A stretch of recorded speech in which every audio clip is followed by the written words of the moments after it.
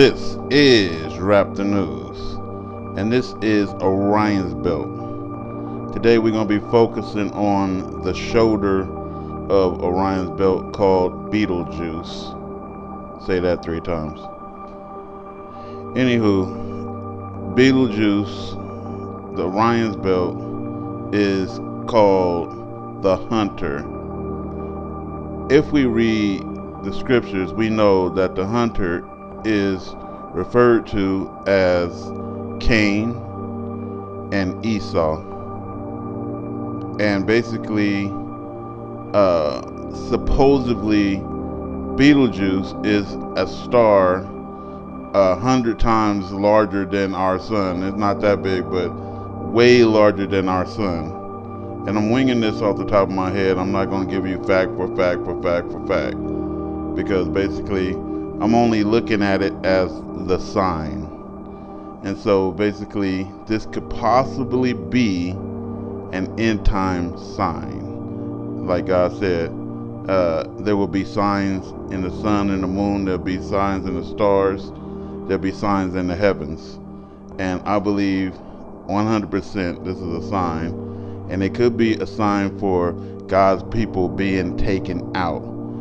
I believe that it's a possibility, not a fact, a possibility that if Betelgeuse goes supernova and explode and leave a big huge light in the sky like in people's dreams, that is kind of like a sign where God's chosen elect could be taken out during that, because all of their focus is going to be on that star. Everybody's going to be looking up at the sky, and then God can be taking his people out at the same time. Not saying it's a fact, saying it's a possibility. Everybody understand that? And so basically I believe 100%, when I first heard about this, that could be the possible sign for God's people to be taken out. While everybody's looking at the sky and focused on that, we'll be taken to a safe place. Let's get into it. So like I said before, people, my brain works, and if something matches, then my brain will put it together like in an art form. And so this woman's dream and what's going on with Betelgeuse in the heavens matches. We were just looking at the sky. just looking at the sky, and it was really low but big, and it took up almost the whole sky. After a while, a planet that I thought was Saturn started appearing. It started overlapping over the moon. But it started to fade in. It just appeared out of nowhere. Okay. And it was kind of freaky at first, and then all of a sudden the moon started to do this weird kind of charging effect, and it was emitting like this kind of light, and it looked similar to this. Okay. And that's how it emitted.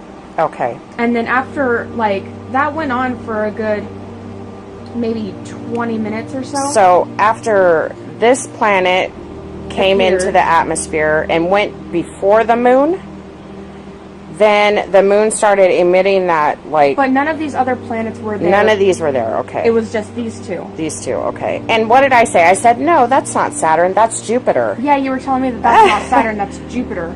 Okay, Yeah. These two, okay. And what did I say? I said, no, that's not Saturn, that's Jupiter. Yeah, you were telling me that that's not Saturn, that's Jupiter.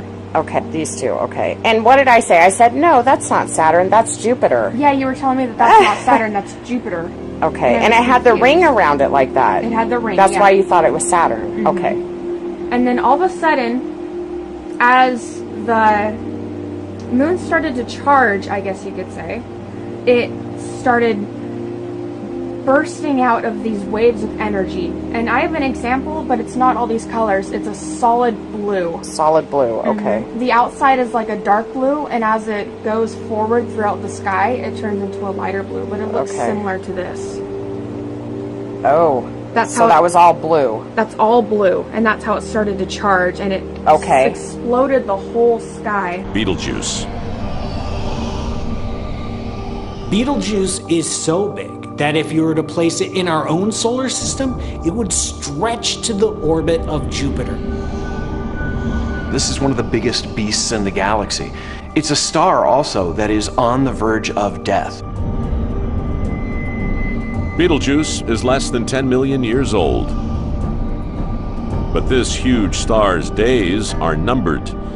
It's ready to blow. And when it does, we'll see a region of sky brighten for 14 days until it's nearly as bright as a full moon. It is going to be one of the most spectacular shows in history. And it could happen at any moment. And the whole sky turned into that blue color across the sky. And then right as the second charge, or the first charge came, all these different planets started to appear. Okay, which ones appeared first? Do you remember? They just all appeared like at once. At once. As the wave went, they all appeared.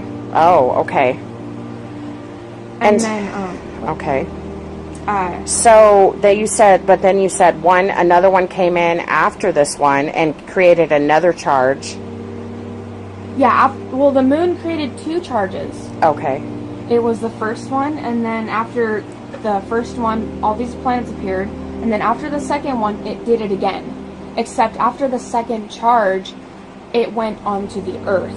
And as the shock wave went and covered the whole Earth, it took down trees, it took down house debris, it took down everything with it. So, cars and trucks? Cars flying everywhere. All of it's flying back. People, debris. So as this magnetic charge, you said that like a warm breeze or something, the first didn't affect us? The first was in the sky. Okay, we were just watching. The second was on the Earth. The second was on the Earth.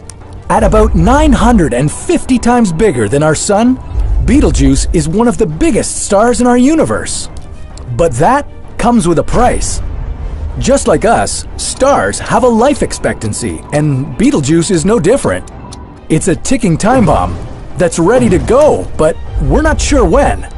So, what if today was the day Betelgeuse went out with a bang? How would the Earth be affected? And would our universe ever be the same? Cars and trucks. Cars flying everywhere. All of it's flying back. People, debris. So as this magnetic charge, you said that like a warm breeze or something, the first didn't affect us? The first was in the sky. Okay, we were just watching. The second was on the Earth. The second was on the Earth. What sort of damage could an exploding star do to Earth? Well, think of stars as being like nuclear power plants. If they explode, you're looking at a disaster of cosmic proportions.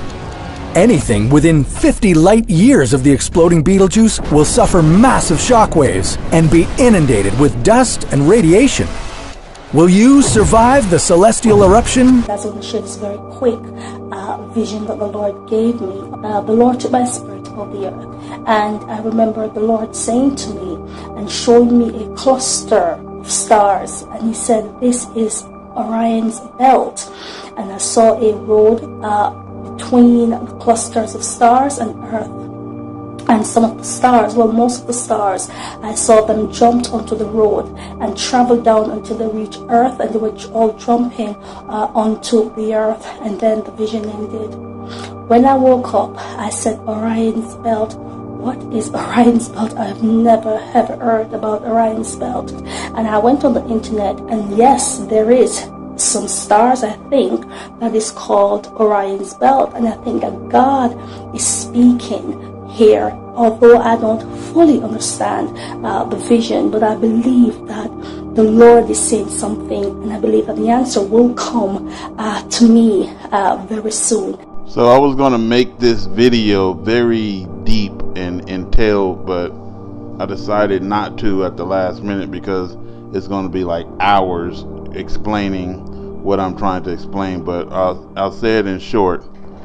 It seems as though when God created the star system out there, the star system tells a story, you know, and that's why we point to Orion and all these things. It's being exploited by demons, you know, by the Satans. It's been exploited, but the star system itself tells a story that points towards God. Being exploited by demons, it leans more towards demons and Gentiles. It's like worship them as gods instead of God. And so basically Satan takes everything and he kind of like twisted it all around. But if you look at the star system, once you start understanding the order of the star system, and that all of these things have order and everything else, all of that point towards the creator, not the creation. And so basically our 400 years of captivity is done. The 70 years that Israel was supposed to spend over there, the false Israel, is done. The Magog and Gog war is on. The earthquakes, the volcanoes, the fire coming down, meteorites, the oceans rising and everything else is all happening. There's nothing left, folks, except for boom. That's all I'm saying. And then while saying that, God is not playing with sinners. You can keep trying to wash things in the blood of Jesus, but you ain't going to be able to, and you're going to regret taking that path. Stop sinning. Get your life completely together that is satisfactory to God. You're not going to hide one single fact from God. He knows everything that you're doing. And you will go to hell if you play with your life right now. You have been warned. This is Rap the News.